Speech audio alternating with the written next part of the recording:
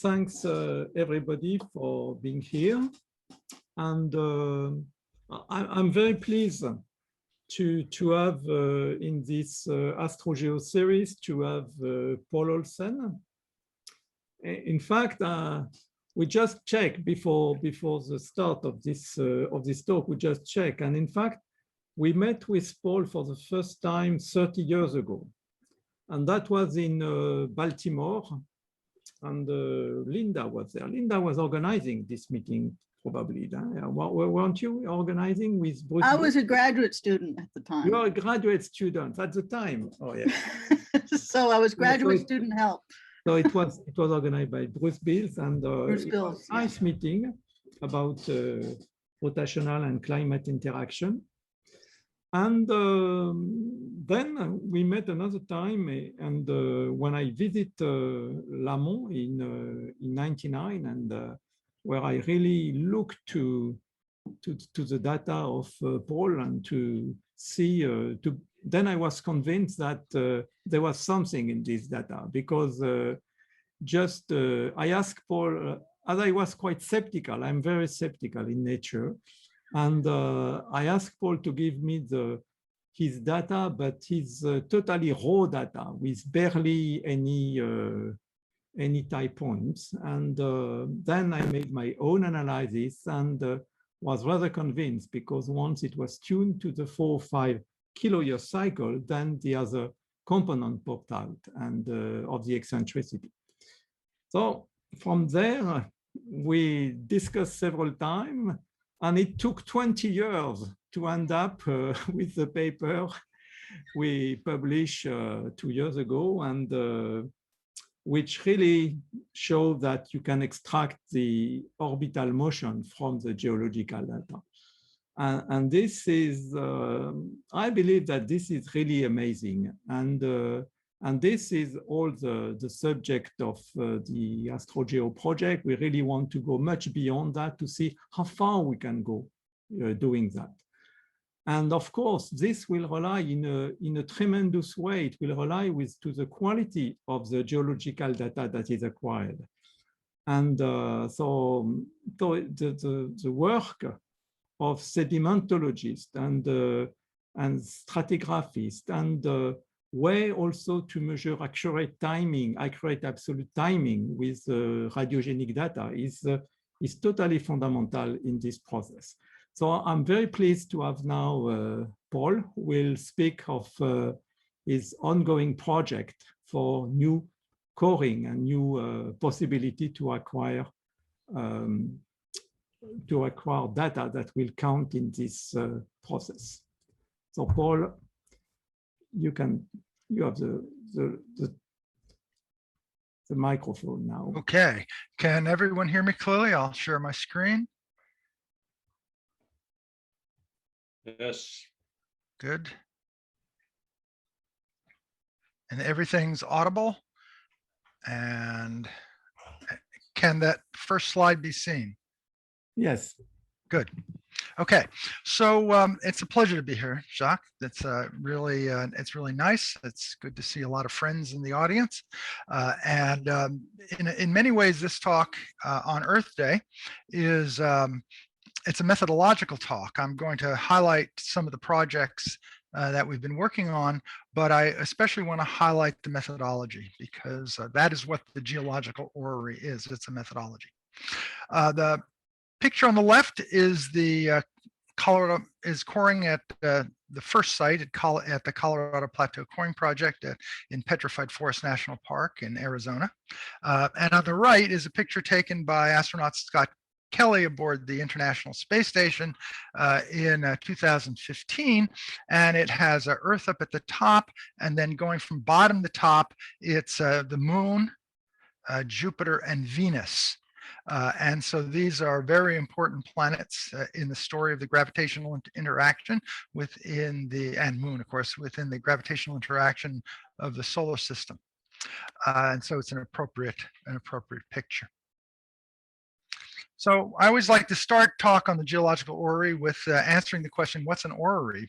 If you're not English speaking, you might not be familiar with the term, but Orrery basically is an English, specifically from England, term for planetaria that were developed after Newton.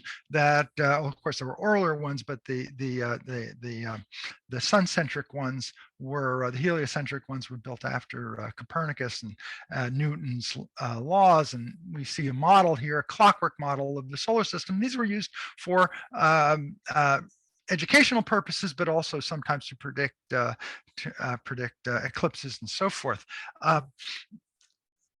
In the 1980s, James Applegate built the Digital Orrery, which is a parallel processing computer dedicated to understanding the gravitational system of the solar system. And Sussman and Wisdom in 1988 and 1992 used it to show that the first Pluto and then the inner planets were exhibited chaotic behavior over very long time spans. The Geological Orrery, this is a bit of it, is based on geology, obviously, and uses cores. So this is a coring site on the Princeton University property. So what is the Geological Orrery? The Geological Orrery is a network of long geological records, often maybe mostly cores, of orbitally paced climate and complementary geochronologically-focused coring projects designed to address the inherent limitations of solutions for planetary orbits beyond the 60 million year horizon of reliability imposed by the chaotic nature of solar system motion. So it's the network and it's the use of planned projects to address geochronology as well as the orbitally paced climate. So it's inherently collaborative with AstroGeo. Ideally, a high quality age model could be derived from the same record as orbitally paced environmental information, but that's rarely the case. It's quite common that the age model is based on tuning or ratios or by sparse additional geochronology. The strategy of the Orrery is to recover complementary geological records. In the best case, with uranium-led geochronology compensating for what's missing in the cores that have the environmental records, providing an age model that can be correlated to those environmental records by magnetostratigraphy or marker levels. This involves coordinated experimental design of selecting the best places to get that complementary information. It reduces the number of variables so the derived astronomical data are accurate and precise. And this addresses what Jacques just said about getting the best possible data. That's incredibly important for this, and really having knowledge about the time aspect. So variables are reduced by the use of cores. This may seem odd to talk about this, but many geologists are actually not very sympathetic about getting cores, but I think because they cost so much, but I think they're very, very efficient. And there's some factors in cores that make them absolutely essential. First of all, it assures superposition, the arrow of time. There is no ambiguity in these cores about what little level is younger than another level. It allows us to recover very long records, almost always longer than when you, but not always, but almost always longer when you can get an outcrop. There's an easily quantified x-axis with thickness as the main proxy of time, which is easily measured in a core. Not so easily measured in outcrop. There are continuous measurements that are possible, like XRF or LIBS. There's easy registry and repeatability of the analyses, and it focuses groups on the problem. This kind of thinking is normal for the oceans. After all, you can't get any record from the ocean without coring, but it's not as accepted on the continents. And that's true even though 96% of Earth history is on the continents thanks to subduction. So I'm going to talk about 3 scientific coring experiments, 2 of which are completed and 1 proposed, as well as some integration with other ongoing projects. So these are the Newark Basin Coring Project, in which the coring was accomplished in 1990 to 1994, the Colorado Plateau Coring Project, CPCP1, cored in 2013, and the proposed Colorado Plateau Coring Project, Phase 2, which will happen sometime in the future, hopefully. So first, the Newark Basin Coring Project. The proposal period was from 1985 to 1989. None of these things happened quickly. The PIs were rather sparse. It was just Dennis Kent and I. We had 3 graduate students, William K. Whitty, Roy Slisha, and Sarah Foll.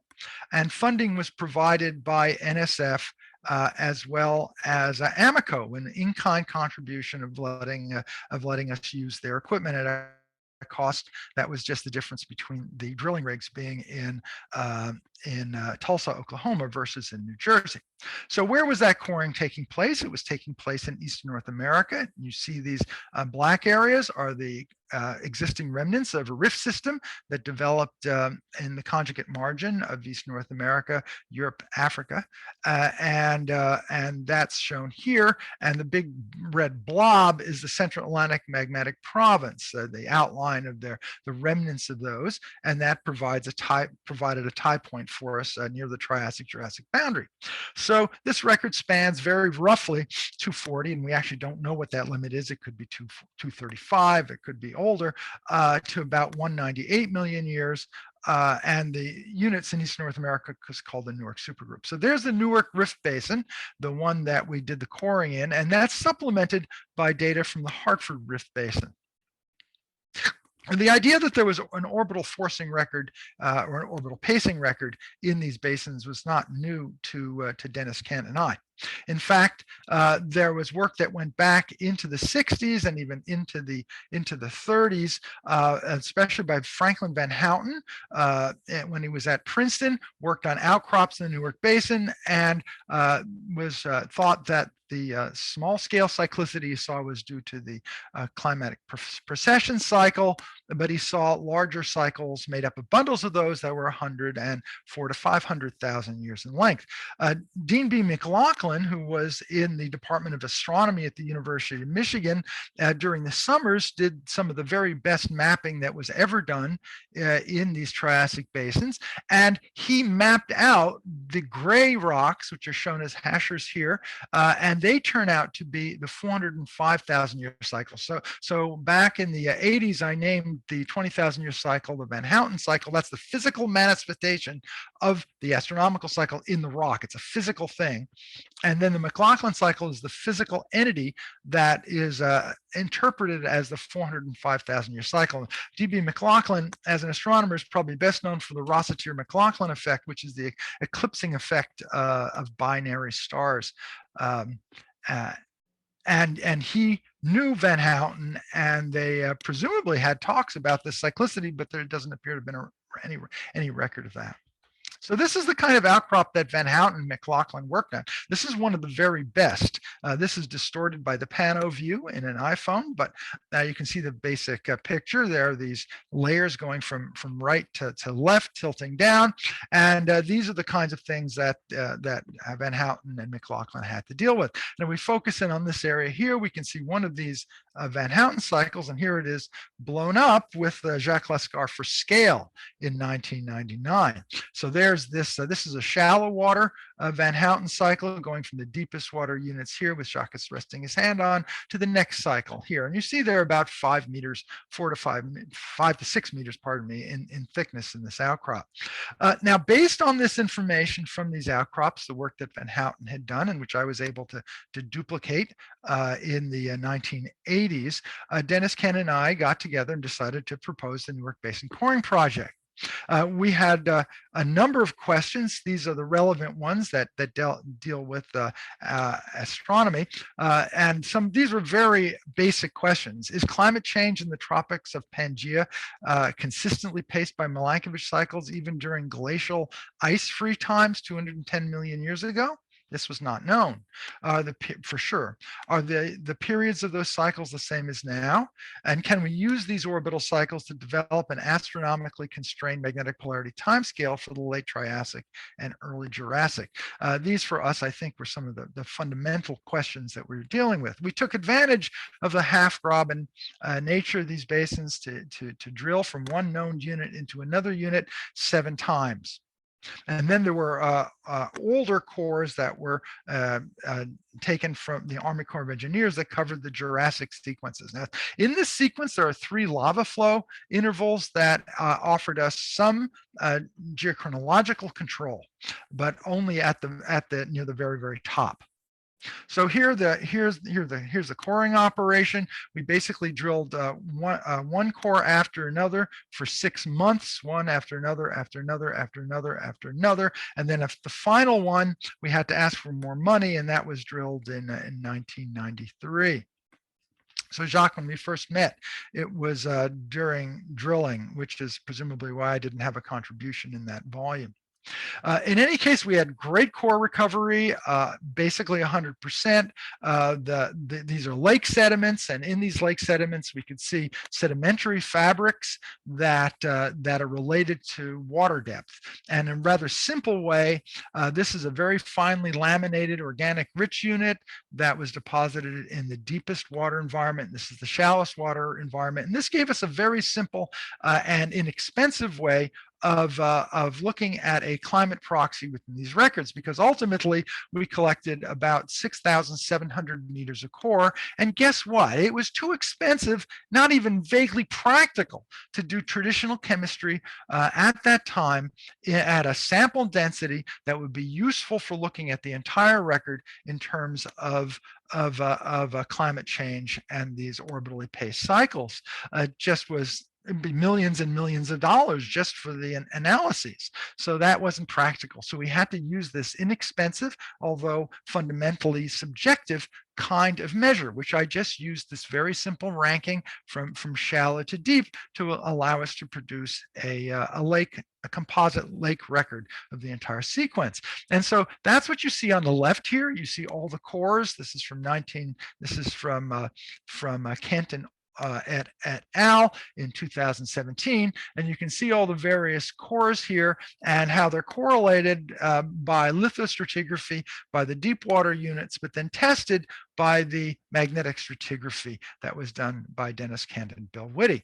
And here you have a composite record, and then we're able to change thickness to time by using, as Jacques said, the 405,000 year cycle, which is readily visible. That's these bundles. This is from here to here is 400,000 year cycle, and convert thickness to time. And from that, we get the Newark Hartford AstroGeo chronologic timescale, which was updated by that paper by Kent et al. In 2017, as I mentioned. And here's the magnetic polarity. Remember, there is no intact ocean floor from this time, so there's no way to use a marine magnetic anomaly record to get the timescale here. It was pinned at that time by rather loose argon dates from the lava flow near the top of the sequence. When tuned to the 400,000 year cycle, occupies very little of this entire record. So we knew even by 1996 that we had a good orbital record here, tuned to it was actually tuned to the 400. Was thought to be 404 at that time, 405,000 year cycle, and you get these lovely power spectra. That's the tuning parameter, and everything else pops out of that. Now, if you remember from other talks, the secular fundamental frequencies of the solar system that are important for discussing here are the G's, which is a precession of perihelion, and the S's, which is the precession of the node of the orbital plane in the plane of reference. And the difference among these frequencies, among the G's, gives us the frequencies of eccentricity, and for the S's, precession of the node gives us the inclination frequencies, these linear combinations. The Presently, for example, this G4 minus G3 is about 2.4 million years. In the Triassic, it looks like it was 1.7, which we'll show you in a minute. While at the same time, the difference for S4 minus S3 is 1.2 million years. There are two metronomes, one in eccentricity that controlled primarily by Jupiter, and the other in inclination. Both of these can be used for tuning sequences. So now going to 1999 again, we produced a multi-taper method power spectrum, which you see here, tuning to this frequency. We obtained a different frequency for G4 minus G3. Of course, our time scale was completely dependent on that tuning to the 405 kiloyear cycle. We had no information beyond that except the ratios of the various other cycles within the sedimentary sequence.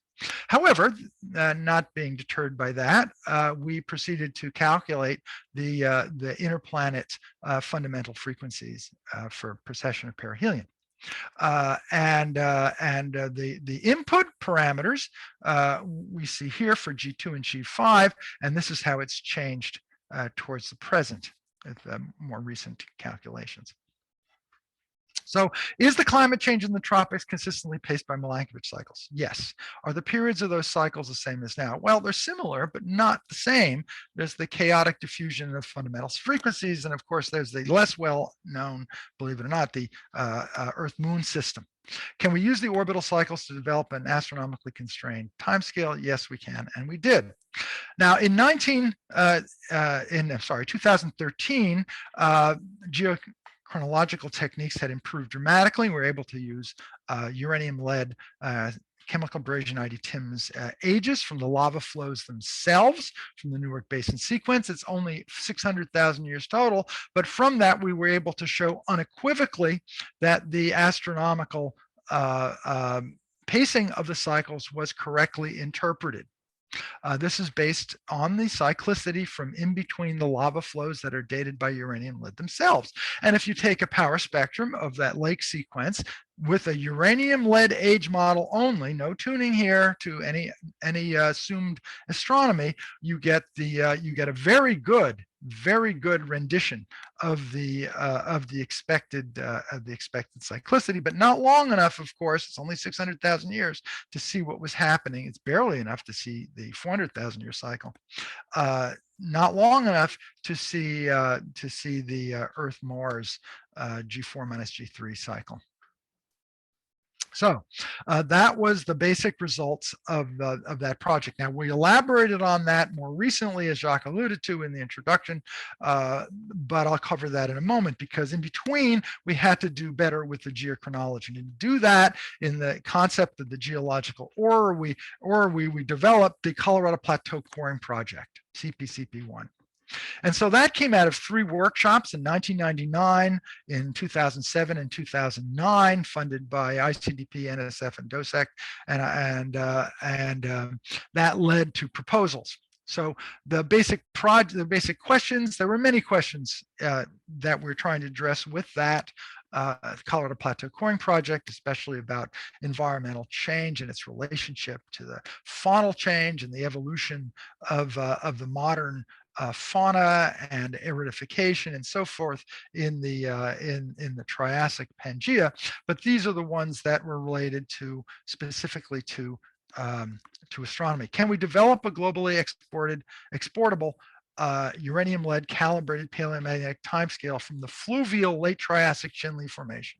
So this is not lacustrine. We weren't looking specifically for orbital cycles in this record. Is the astronomically calibrated Newark Basin Coring Project timescale accurate based on independent time control exported from that fluvial sequence? And therefore, is the, in quote, anomalous 1.75, 1.8 million year Mars-Earth's eccentricity cycle real? Is it really different? So there were workshop and proposal period was from 2007 to 2010, but there were funding issues at NSF, so they didn't give us the money until 2013. Here are the proposal PIs, the team, which which is quite large. Graduate students Sean Kinney, Connie Rasmussen, Dominique Geisler, Victoria Barani, Zoel Hack, and Hasama Budama. The funding was from DOSEC, NSF, and ICDP. DOSEC for the partly for the workshops, and the NSF and ICDP for the coring funding and the science. So here in Eastern North America is where the Newark Basin Coring Project was. Here is the Colorado Plateau shown in orange, and the coring site was in sites were in Petrified Forest National Park. And of course, Petrified Forest National Park is named for the petrified forest. It's beautiful silicified logs, but there's also a very rich faunal and floral assemblage from the sequence coming from the beginning of the age of dinosaurs. So there were 2 coring sites. We were funded to drill 1, but we were efficient enough that there was some money left over, which was augmented by a supplement from the ICDP, and we're able to do 2 coring sites, actually 3 in total. One was on, we started in the Neogene lava flow sequence at Chindi Point, and that's this picture, and then another one was done in basically a storage area in the southern part of the park, about 30-some kilometers away. The cores are beautifully colored, as you can see, but they're primarily not lacustrine. They're primarily fluvial. There are lots of different environments represented here. And this is just a little montage of the kinds of rocks that we saw. So here are the sequences, the 3 cores that we got. This one was abandoned because maybe we hit a silicified log, and then the hole, which was tilted, began to collapse. So we abandoned that one, moved over literally 2 meters, and drilled again, and it was fine.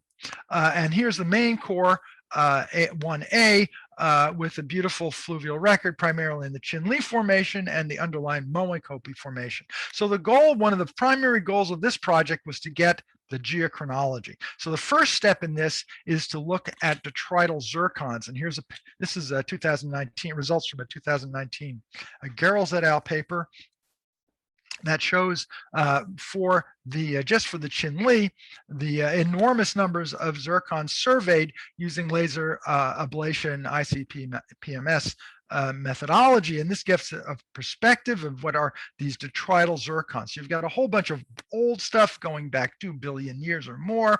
And then you have these slugs of young zircons, which are the ones of interest. But these don't provide us with an accurate estimate of age. There are problems that the zircons have, especially with damage from fission tracks that results in a more open system behavior and inaccuracy in age. And so what we did instead of just using that is we would look at the young component of the zircon. So here's an entire age spectrum of one sample with 274 zircons looked at with laser ablation.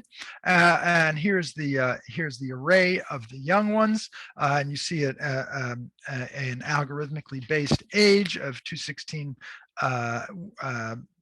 0.73 million years, plus or 0.67 or plus 95 million years.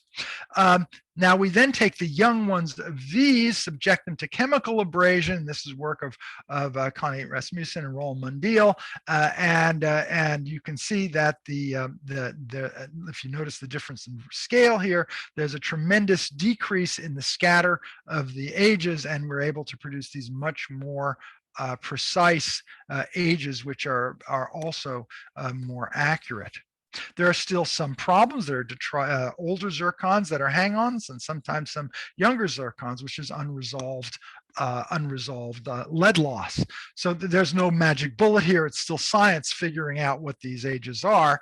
But here are the suite of chemical abrasion ages that we got. The blue shows the laser ablation data for the same crystals, and then the chemical abrasion ages. So these provide us with a time scale. Dennis Kent John Geisman, been working on Dennis mostly on the Chinle, John Geisman mostly on the Moenkopi, but early on, Dennis worked out the magnetic stratigraphy. And Chris Lepre, I shouldn't leave him out, he's been working on these as well, the magnetic stratigraphy.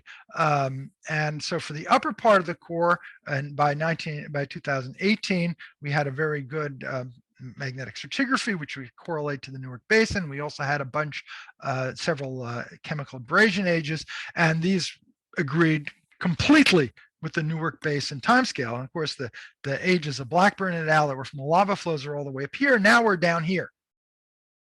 And this addressed several questions about the continuity of this section. There were, in the Newark Basin, there were ideas based on clam shrimp, biostratigraphy and paleomagnetic, and pollen work, that there might have been an unconformity at this point with the lava flows above that unconformity, but this information quickly showed that that could not be possible. There could not be a significant gap.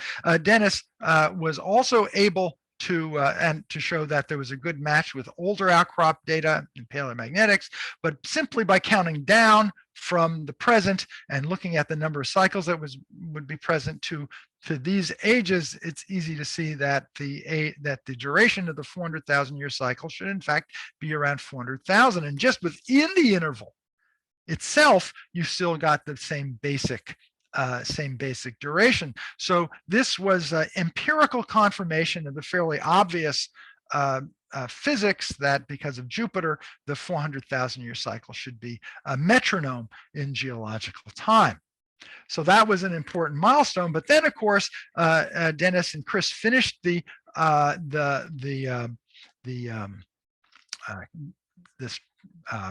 paleomagnetic stratigraphy of the core. There are a lot more ages. Now, one of the problems, if you remember, if we go back, and I'm sorry to go backwards, but I forgot to mention this when we were talking about this, you'll notice that Yarrell's here has identified airfall versus recycled. So you'll get a slug of airfall, and then that will get recycled, dominating the populations of zircons. But they're not the only ones present.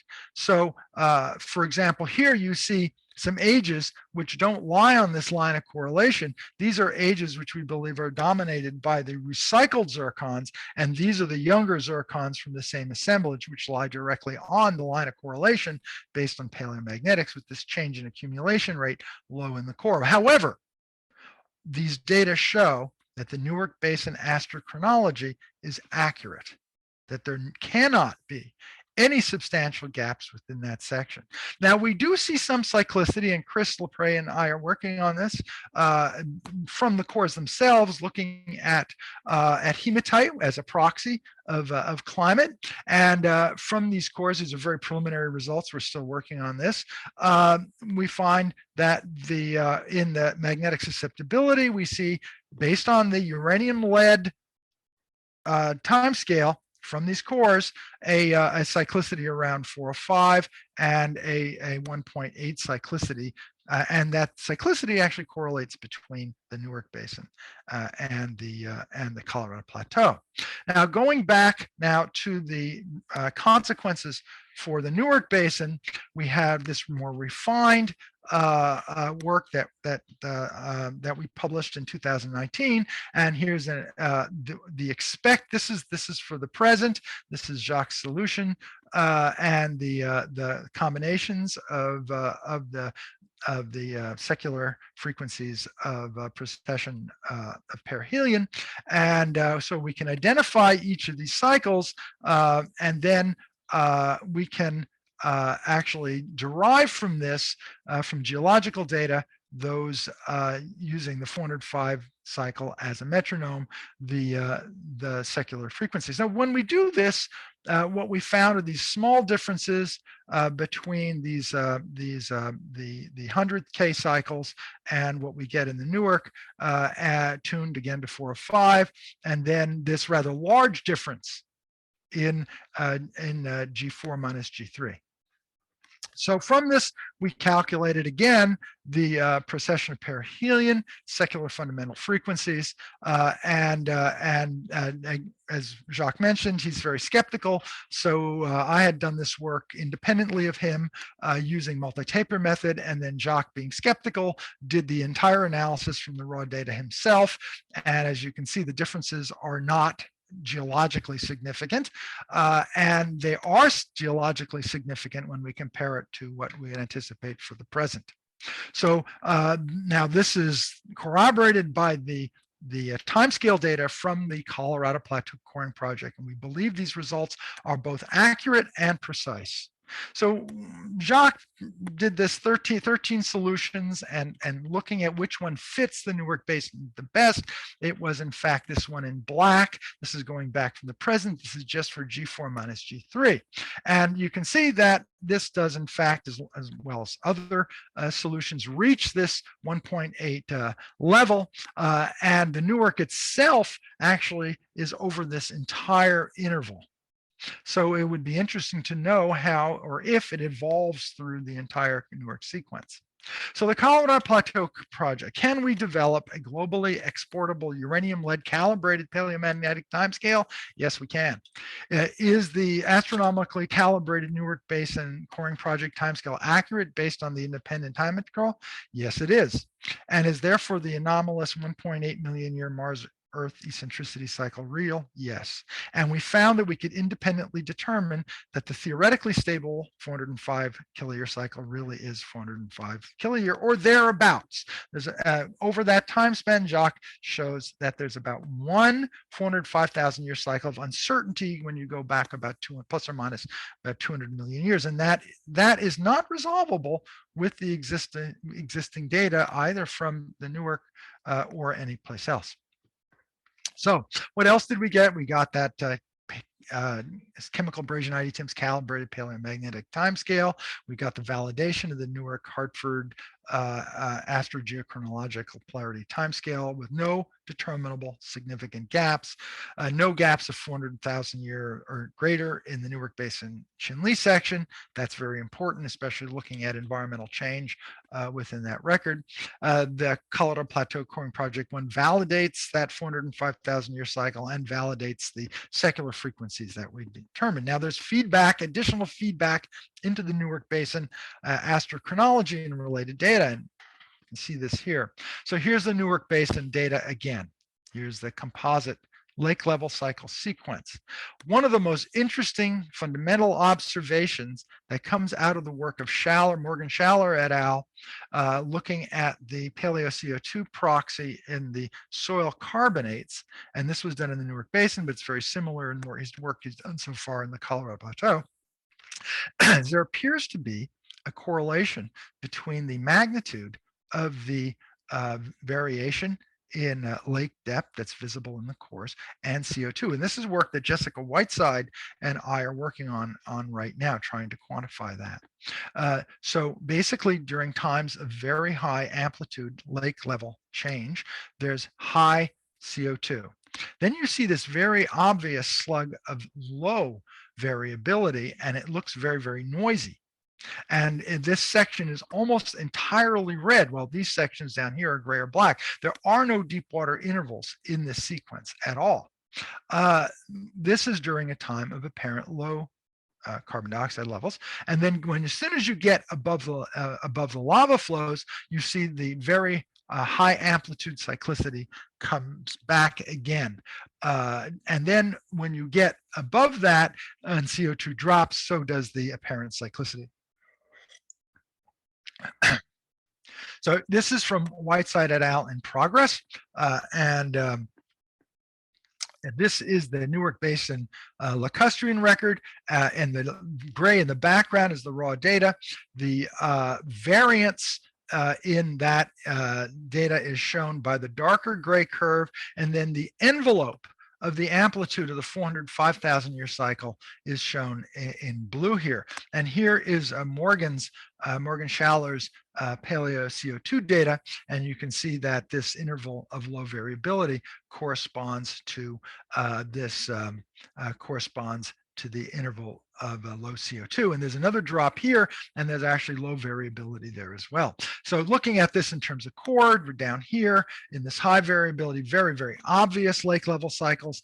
We're up here in the Jurassic, very high accumulation rates and very, very obvious lake level cycles. In between, you have this interval of extremely low variability. And frankly, you're hard put to see anything visually in terms of cyclicity. So looking at this whole record again, here's the lake level record from the Newark Basin. Here's this interval of very low cyclicity. I've been working with an undergraduate at Yale, Miranda Margolis Onhuma, and she has been working with me to look at this interval in a different way. So this is using the depth rank, these visually determined ranking of water depths based on the sedimentary features. Well, this is subjective, and when you get down to these rather low levels, you start wondering, you know, is this real? Are you making this up? And so we looked at something that was instrumental, that was available from this data, and that was downhole geophysics, particularly natural gamma, which is unfortunately not spectral gamma, but this is the square root of the gamma to take away some of the spikiness. This sequence is entirely red, so this is almost certainly all due to variations in potassium concentrations, radioactive potassium, which is related to the clay content. So this is a different kind of proxy with more clay, presumably more water. So when we do when we look at the power spectra analysis of this, and in this case, we tried the experiment of tuning both to 405 and tuning to the 173 inclination metronome of S3 minus X6. And we're just going to look at the inclination one. This in orange is the expected for that time period. This is the LASCAR 2010 ETP, and we tuned to inclination. And out of that, amazingly, all we're doing is tuning to inclination. We recovered the 405,000 year cycle and all the other eccentricity periods. So obviously inclination is an important part of this, and for that to be the case, so should obliquity. In tropical records, we anticipate that, in which this was, we anticipate that the precession eccentricity should be dominant. But in this interval, precession and eccentricity is muted to the extent we can hardly see it visually. But in the gamma ray, we see strong inclination.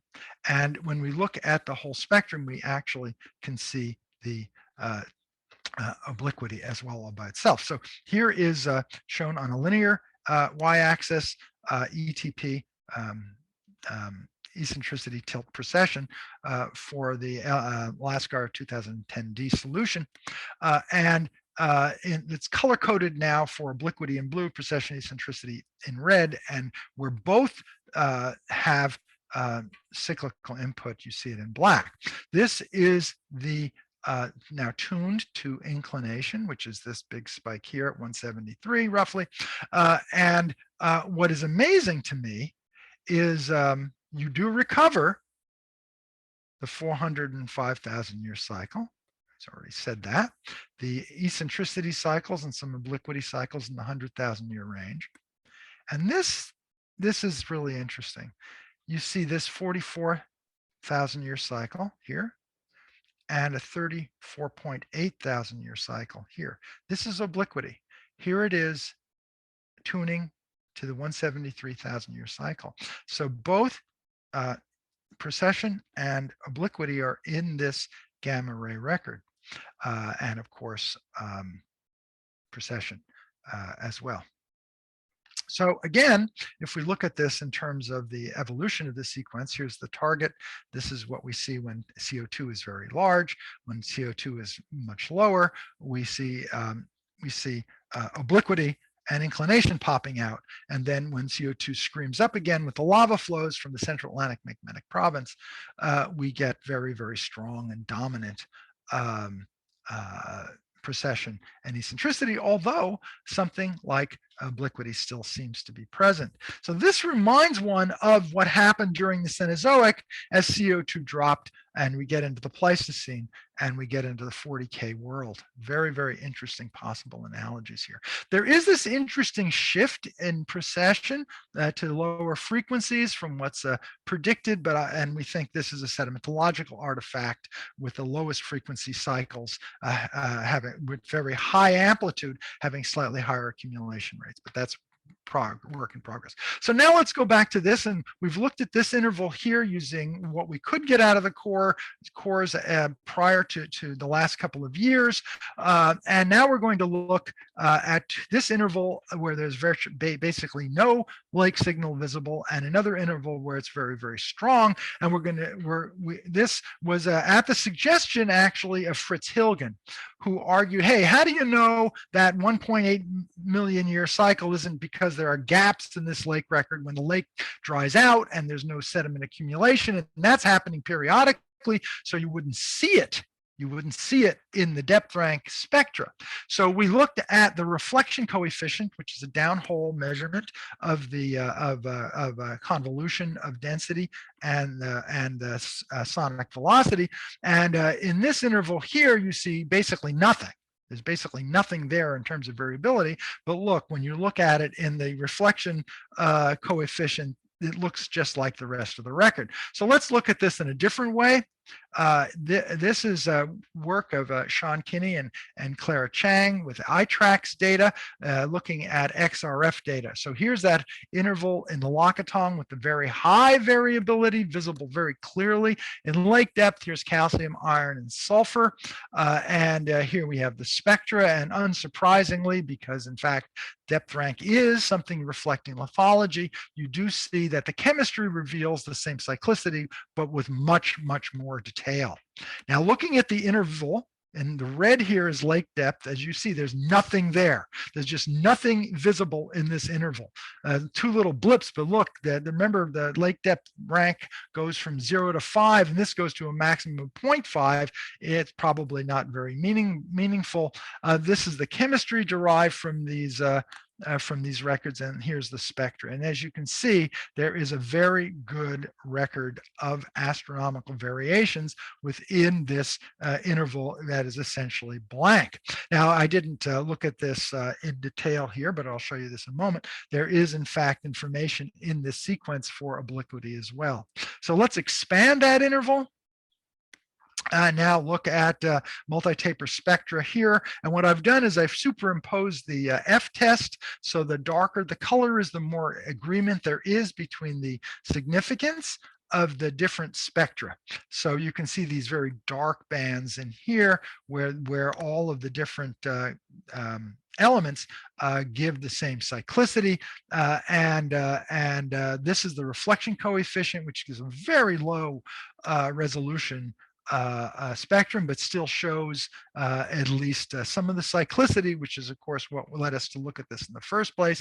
And here are the various some of the various elements that we just saw, and what you can see is a good correspondence in the various elements to the approximate periods. Now this is not tuned, by the way. And by the way, that wavelet spectra that you saw before was not tuned. It was in thickness with just an average accumulation rate used to determine the thickness, the periods, which is also what we've done here. And that's why it says approximate periods in kiloyears, because this is actually in meters, not in time, but this is using an approximate accumulation rate. This is what we get.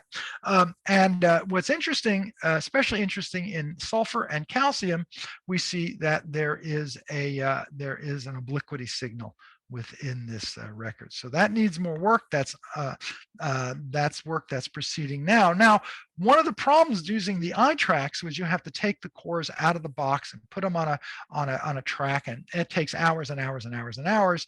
And Sean and Clara can tell you how many hours and hours and hours it took to get these data that we just showed you. But there's a new device that Sean has used in Sweden. We shipped some core there, and this system allows us to do XRF on the cores without removing them from boxes. It's a robotic system which maps out the track, and then you can edit that and then get the data from the XRF data from that. And essentially the results are identical. This is the calcium data from the Mine-Analyzer and the iTrax data. And this one took a very long time to do, and this one took like very little time. And there's a difference here in this part of the record where evidently the very first boxes that were put in backwards. So that's why these parts don't agree. And it's also why when you look at the spectrum for calcium, evidently there's very little sulfur in this interval here.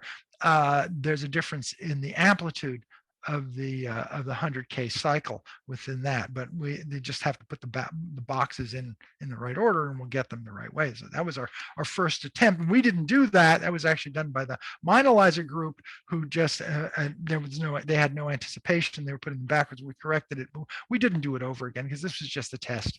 In any case, you can see the beautiful correspondence between the spectra and the raw data between these methods. We have a proposal under review with the Heising-Simons Foundation in the US, and the PIs are shown down here at the bottom. And my project is to do all the Newark Basin cores for chemistry on the Mine-Analyzer in the next few years, based on the work that was done by Sean Kinney and Clara Chang. As I said, that's under review, and we'll still be, of course, working with the AstroGeo group. This is not exclusive, but it is a US project. That's why it says this here. So the last project we want to look at in any detail is the Colorado Plateau Coring Project, phase 2. Huge number of PIs, big team, graduate students. This is in review at the moment. And the questions we're dealing with here: do Earth system sensitivity, that is the response of the climate system to the changes, the astronomical changes, how is that modulated by adding more or less CO2 to the atmosphere? In other words, altering the radiative balance. Do chaotic diffusion and or singular long period solar system events result in changes in the frequency of climate cycles? Specifically, are the JET project, and you see Steve Hesselbo in the audience here, along with other JET members, are those timescales accurate based on the independent time control that were produced by the Colorado Plateau Coring Project? Is the period of the early Jurassic Mars-Earth eccentricity cycle really 2.5 million years as suggested by Storm et al., which you see in a moment? And how does the ratio, this very fundamental factor in the chaotic behavior of the solar system, this resonance, G4, G3 versus S4 minus G3, is it 1 to 1 or 2 to 1 or some other value? And how do these large igneous provinces and giant impacts relate to faunal and floral extinctions and ecosystem patterns? So this is part of this larger project, the EMCT, Early Mesozoic Coring Transect, going across Pangaea. Here's the JET project in this area. Here are the planned cores for Colorado Plateau Coring Project 2. Those are shown here in a time axis. This is the time here.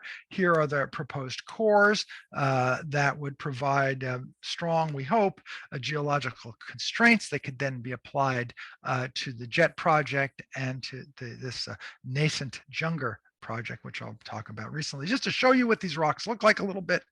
These are Google Earth images of the early to middle Triassic Moenkopi formation.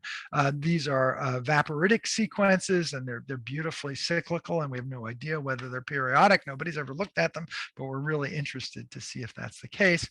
Going up into the Chin Lee, unlike in the area of the Colorado Coring Project. One, in these new coring regions, they are cyclical. The Chinle is cyclical. So this is the Owl Rock member. This is Owl Rock and the Rock Point member leading up to the Aeolian Wingate sandstone, which you can see here, which is already in the Jurassic. But the Triassic-Jurassic boundary somewhere, I shouldn't say that, the level of the end Triassic extinction is somewhere in this cyclical rock point sequence, and we should learn something about that from there, as well as getting just the basic geochronology and magnetic stratigraphy. This is the Kayenta Formation, Cinnamorian to Toarcian, overlapping with the Jet Project beautifully, and you can see this beautiful cyclical lacustrine sequence in the Kayenta Formation, and a different area which is also cyclical, but I'm showing this because this is where a lot of the faunal remains come from, which we can tie directly into this astronomical variation. The Jet Project in the UK looks at primarily the Lias group and cyclicity within that. This is an outcrop, not where it was cored, but this is a very famous section at St. Audrey's Bay, which has the Triassic-Jurassic boundary down here and the end Triassic extinction level lower down. And this is work by Rulli et al. In Jet Project, just showing this legacy Mochras core and the cyclicity visible within calcium, and then that was looked at in terms of its spectral properties. This is the work of Storm et al. 2020, and here's one of the most interesting results of that. They show what is ostensibly a G4 minus G3 cycle that's 2.5 million years, which is pretty far away from the 1.8 million year cycle that we saw in the Newark. So now looking at this in terms of the solution for this is again the black line going back from the present is the LA 2010D. Now we don't think this is necessarily the perfect match. However, it's really intriguing. This is the Newark result in the Triassic. This is the storm. This is the interval that's covered by Jet. There's the Storm et al. Result. Now, you know, we need to know whether that result, and we'll see, of course, in the new drilling at Prees, how this bears out. But this is very suggestive and very, very interesting. And it'll be interesting to see how the results compare when we get geochronology. I understand that there's one for Jet, looking at, I think, osmium isotope. Steve, and you can correct me on that wrong if I'm wrong about that. That's an assumption of mine from a rumor mill. This the Jet Project, which cored the latest Triassic well into the Plinsbachian, was coring was completed in 2020. And you see this beautiful ammonite in cross section. Fantastic project, and we hope to work with this based on the results from the Colorado Plateau Coring Project too. Now, a nascent project is the Jungar Basin. That would be in the high latitude, 70 degrees north paleo latitude, in a coring project. This is still in its very early planning stages.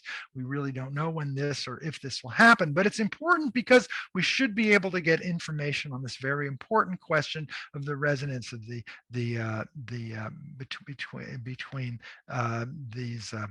the inclination and precession and eccentricity cycles. And so you see those two predictions here. These are those 13 solutions that Jacques described earlier, and this is the Triassic result here. Our present day value is right here. The question is, where are we through this now late Triassic, through all of the early Jurassic sequence represented by the Newark Colorado Plateau Coring Project projects and the Jet Project? Where are we in this solution space? That is a very, very important question. So the Jungar Basin, this is a view from Google Earth, is a highly cyclical sequence that's coal-bearing northwest China. If we focus in on this, this shows you what it looks like. This is the cyclicity in the sequence. These are actually mined coals, which you see one of the coal mines up here. And work by Clara Chang has shown that there's actually a bimodal distribution of grain size in the fine grain sediments, which we think is due to lake ice rafted debris during Triassic and Jurassic seasonal freezing within this coal-bearing sequence.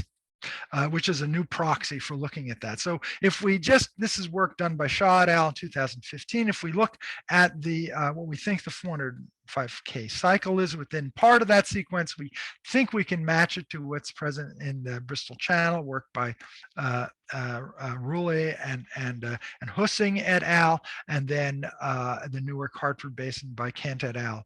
It correlated, by the way, by paleomagnetics that shows that the cyclicity matches beautifully, and we should be able to get paleomagnetics from the Junggar Basin. There's some preliminary results suggesting that there was a 2-to-1 ratio of inclination versus eccentricity, but I don't know if I really believe these results, but this is what we got at the time. So what is the geological orrery? We get an astrochronological timescale for the late Triassic, early Jurassic, the secular fundamental frequencies for precession perihelion, empirical validation of stability of G5, G2, and hence G5, not surprising. Preliminary recovery of the precession of the node frequencies, and that's underway, and hopefully we'll get this out of the Heising-Simons project should it be funded. The strong relationship between the Earth system sensitivity and cycle amplitude is really important, and that's work by Whiteside et al. And obliquity in the Triassic, Jurassic, Arctic underway with this lake ice rafted debris as a new and really interesting, potentially quantitative proxy within these records. And of course, we look forward in the coming years to intense collaboration with the AstroGeo project. And I'll close with a view from space. Mars is on the left in the Becquerel crater, showing what are very plausibly astronomically paced cycles in sediments on the walls of Becquerel crater, maybe billions of years old. And on the right, topography in the Newark Basin in central New Jersey. There's a big fault here, and this very clear cyclicity in the landscape occurs because the strata are tilting towards the northwest, and the ridges are underlined by the high lake level cycles. And these ridges basically are pacing out the 400K cycle. And when the dip increases, this is a lava flow in the Central Atlantic Magmatic Province, as is this. As the dip increases, the distance decreases, and the cycles coalesce into ridges. And now these ridges are the Mars-Earth cycles that are showing up in the topography. So both in Earth and Mars, we can see the effects of astronomical pacing on topography, and the signal is so loud that you can see it from space. And so on that, I'll stop now and be happy to take questions.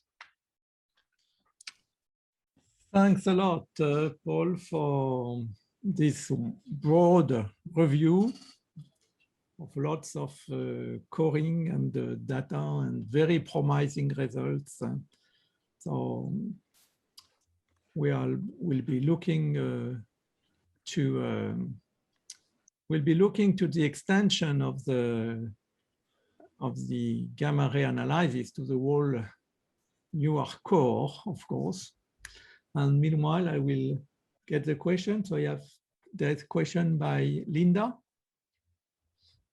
Hey, Linda, I forgot to say, you and Ming Song were the first people to identify that obliquity signal in that part of the core that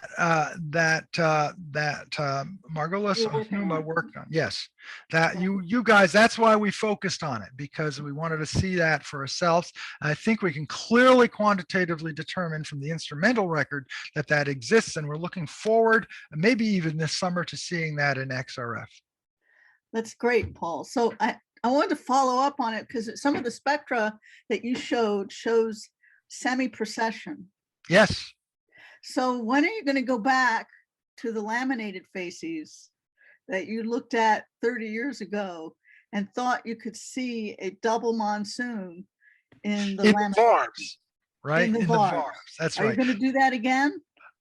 So one of the things we learned that's really interesting is that we are going to try to do that again.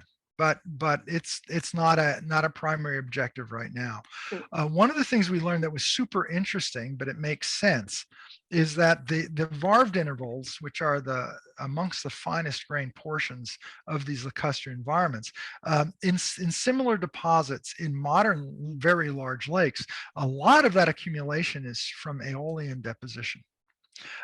And when we get lower accumulation rate cycles on average, like those of the Lakatong that are very, very fine grained, the average accumulation is strongly dominated by this aeolian component, and then the varve calibration is a pretty good for the whole cycle. But when you get up to cycles like in the Jurassic Portland Formation of Hartford's Basin, where instead of the Van Houten cycle being 5 meters thick, it's 20 meters thick, then there's very little correspondence between the varve calibration and the longer cycle, because the varve part is still mostly dominated by the aeolian deposition, which tends to be around 0.25 millimeters per year everywhere. And then the rest of the cycle thickness is basically independent. As it gets thick, it gets dominated by fluvial input, and then traction deposition or plumes of sediment inputting it. So that doesn't address your question about the hemi-precession, but it does say something about the varve calibration. That should be quite interesting, but at the time we were originally looking at it, we didn't have the techniques by which we could look at that at a fine enough level. So we'll see. That's a very interesting problem. So basically what Linda's saying is that at the equator, you have the twice annual passage of the sun, which results in 2 wet periods. So the anticipation is 1 yearly cycle would have 2 wet periods, and so there'd be twice as many cycles in the sediment showing up at the equator as there would be at higher latitudes. And we don't know if that's actually true or not, but it's testable. Okay. Thanks. Any other question?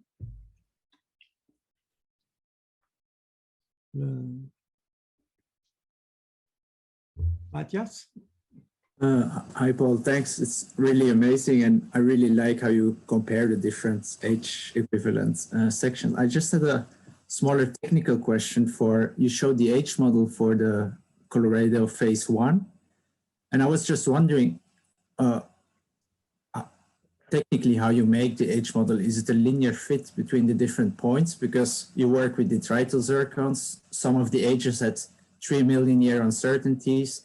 I guess you're in a fluvial. Yeah. So well, actually finish your question, then I'll answer. I'm sorry, I'm jumping. Yeah, and related to that, changes in accumulation rate in a fluvial setting, or do you think maybe that's true on the short term, but on the long term that just averages out? Or the uncertainties on the uranium lead was on the done with laser ablation is at the million-year scale, but the chemical abrasion uncertainties are less than 100,000 years in general. And although, again, like I said, and I want to stress this again, there's no magic bullet. There's still some grains that will have, will be wildly off. You can tell they're wildly off because they have impossible ages, and there's still some small amount of crystals that have unresolvable lead loss, and theoretically maybe by more treatment in hydrofluoric acid you could remove that, but what actually tends to happen is those crystals tend to just disappear. So there's this, you're walking a line between having all the crystals disappear versus in that etching stage versus having something to analyze. But it does remove most of the variability down to that that level of less than 100,000 years or so.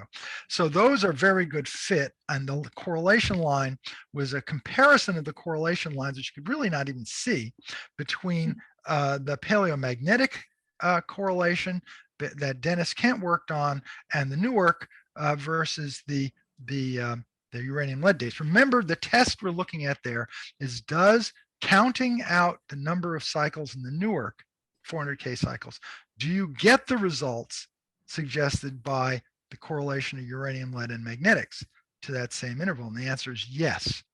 So it's a linear fit over the intervals of the two segments that have different accumulation rates.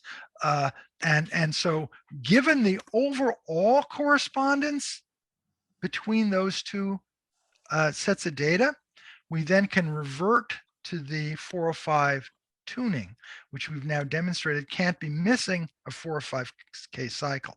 So the astronomical tuning is always going to be better, well, at least with current technology, than the uranium lead tuning, if you can test that the basic timescale is right and you're not missing 400K cycles here and there. So for example, in the jet sequence, and Steve, you can jump in on this because I'm sure this is something you're sensitive about. If you believe the Ammonite people, especially Gay, you know, there's supposed to be this missing section between the Hitangian and the Cinemorian based on the Ammonites because there's some zones missing. Well, that's testable. You know, it may not be testable directly by the astrochronology in jet, but if you get some independent geochronology, you'll know it immediately because the suggestion is that several million years are missing at that interval. I don't believe it is, by the way, but that's testable. The same way that Bob Weems, Spencer Lucas, and especially Heinz Kozer suggested on the basis of biostratigraphy that there was a multi-million year gap everywhere below the lava flows and the Triassic in Eastern North America and Morocco. Now, if that were true, the astrochronology would be nonsense. And if Fritz was right back in '99 when he reviewed our paper for the Royal Society, that if there were periodic gaps of 400K cycles because the lake level lakes dried out, perfectly, you know, what do you say about that, right? But with this data, Colorado Plateau, it's very obvious that cannot be the case. So you do get this time scale from the fluvial sequences. The accumulation rate, by the way, is very low. The higher accumulation rate part of that age model is like 30 meters per million years. And so things do, I think, average out over that kind of time period. And it may be, but we have to see this empirically from the actual data in the Colorado Plateau, that there are, maybe you can see the 400K cycle and certainly see the 1.8 million year cycle, but higher frequencies than that, no, I don't think we're going to see that in these fluvial sequences. Maybe in the more lacustrine parts we will, but I'm skeptical. Did that answer your question? Good. Steve, you have some comments? Yeah, thanks, Paul, for mentioning the work we're doing as well. In terms of the geochronology, completely agree. It's really important to get some from the same sections, and so we have a proposal to do rhenium-osmium dating with Rhenium-osmium, with Hannah Stein and Judith Hanna at Colorado State University. So kind of parallel Colorado Plateau project. Right? And actually, it's really potentially really interesting because between the two data sets, you'll get a calibration for how that rhenium-osmium dating works as well. And that's really important because to get anything datable from those black shales is really important. And you might imagine that because you have to, as my understanding of that system is, you have to make an assumption about the initial ratios, and it has some closed aspect. The depositional system is not an open marine situation, completely open marine. So there might be some interesting variations, but the delta T, for example, could be perfect. I mean, you can just thinking of various possibilities. The delta T could be absolutely perfect in the rhenium-osmium data, but it may be offset from the uranium lead, for example. I don't know. but we'll know. We'll potentially know as these projects go forward. And it's by that, again, the concept of the orrery is you have these different experiments which are complementary to each other. So I think it's fantastic what there's so much to think about from what you talked today, but the 2.5 million year cycle, that's something we can probably already try to answer from the data we have from Prees. I won't do it right now, but let's keep in touch over the next few weeks. That's the idea. Yeah, and congratulations on that project. It's spectacular. Any additional question, comment? I had a small question about shipping either, because you say you ship the core to Sweden to have them analyzed. So, but just 100 meters. Yeah, because this should be not so easy. So you think it's more easy to ship them to Sweden and to analyze them automatically? No. The device is portable. Okay. The idea was Sean produced a proof of concept. Okay, so it's more without that proof of concept. We ship the machine, but it's expensive. Okay. The machine costs $1 million. Okay. So we have to rent it, and we're renting. The idea would be, we propose to do is to rent to buy, and the ultimate fate of that device would be going to NSF, to the Continental Core Coordination Office in Minnesota, which could be used after us for other cores.